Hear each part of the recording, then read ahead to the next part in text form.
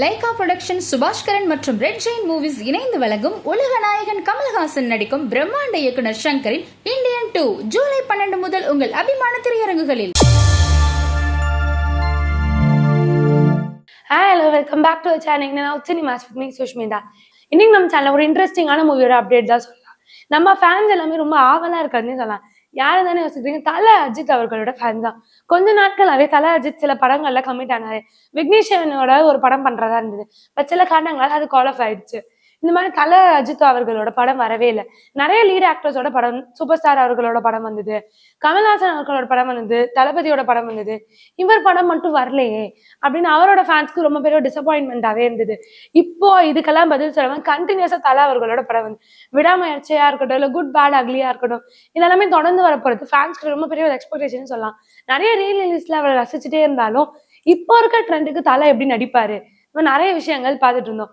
இப்போ விடாமுயற்சி பத்தினா இதை பத்தின நிறைய கார் ஸ்டன்ஸ் வீடியோல வைரலா போயிட்டு இருக்குன்னே சொல்லலாம்.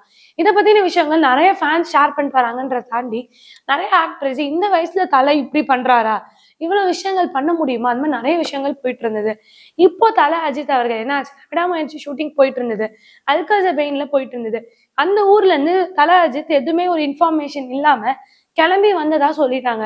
அப்ப விடாமுயற்சி ஆல்மோஸ்ட் அக்டோபர்ல ரிலீஸ் ஆக போகுதுன்னு சொல்லியிருக்காங்க. அப்போ இந்த மாதிரி டைம்ல தல அஜித் அவர்கள் ஷூட்டிங்ல இருந்து வந்ததை ரொம்ப பெரிய ஒரு பரபரப்பை கொண்டு வந்தது. திரும்பவும் அஜித் அவர்கள் பண்ண மாட்டாரா, இவ்வளவு தூரம் ஷூட்டிங் போயிட்டு இந்த படம் நின்றுமா, இல்லைன்னா இந்த படம் ரொம்ப எக்ஸ்டெண்ட் ஆகுமா, இப்பவும் ரிலீஸ் ஆகாம நிறைய கொஸ்டின்ஸ் வந்தது. இந்த மாதிரி இதுக்கெல்லாம் பதில் சொல்ற மாதிரி தல அஜித் ஷாலினி அவர்களுக்கு ரீசெண்ட் டைம்ஸா ஒரு மெடிக்கல் இஷ்யூ இருந்திருக்கு.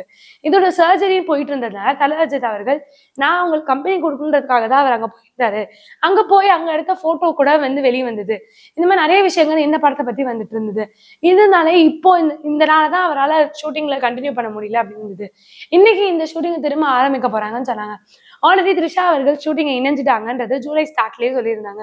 இதை தொடர்ந்து இப்போ அஜித் அண்ட் த்ரிஷா இவங்களோட காம்போவான சீன்ஸ் தான் எடுக்குது. ஜூலை 20 இந்த என்டையர் ஷூட்டுமே முடிய போகுதுன்னு சொல்லியிருக்காங்க. இதை பத்தின அப்டேட்ஸ் நிறைய வந்துட்டு இருக்கு.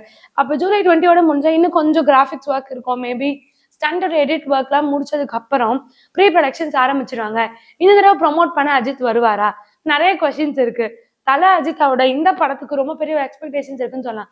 ஏன்னா எந்த ஒரு டூப்மே யூஸ் பண்ணாம எல்லா ஸ்டன்ட்ஸையுமே தல அஜித் அவர்களே பண்றாரு. இந்த லுக்லயுமே கொஞ்சம் ரொம்ப ஹேண்ட்ஸமா இருக்காருன்னு சொல்லலாம். இது ஒரு ரீமேக்கா இருந்தாலும் இந்த படத்தோட கதை ஆக்சுவலி பிரேக் டவுனோட கதையை ரொம்ப இன்ட்ரெஸ்டிங்கா இருந்தது. இவரது ஒரே ஒரு நாள் நடக்கிறது தான் இந்த மொத்த படமே சொல்லியிருக்காங்க. இதுல வந்து அவர் வைஃப் வந்து தொலைஞ்சு போயிடுவாங்க. பிரேக் டவுன் மூவில தொலைஞ்சு போன வைஃப் தேடுறது தான் இந்த கதைன்னு சொல்லியிருக்காங்க. இதுல த்ரிஷா ஃபீமேல் லீடா இருக்கு, அவங்க தான் தொலைஞ்சு போற வைஃபா இருக்கும். இந்த மாதிரி நிறைய எக்ஸ்பெக்டேஷன்ஸ் அண்ட் கதைகள்லாம் நம்ம ஃபேன்ஸே கட்டிட்டு இருக்காங்கன்னே சொல்லலாம். இதை பத்தி நீங்க என்ன நினைக்கிறீங்க? மறக்காம கீழே கமெண்ட் பண்ணுங்க. இந்த மாதிரி இன்ட்ரெஸ்டிங்கான சினிமா அப்டேட்ஸ்க்கு நான் சினிமாஸை லைக் பண்ணுங்க, ஷேர் பண்ணுங்க, கமெண்ட் பண்ணுங்க, சப்ஸ்கிரைப் பண்ணிடுங்க.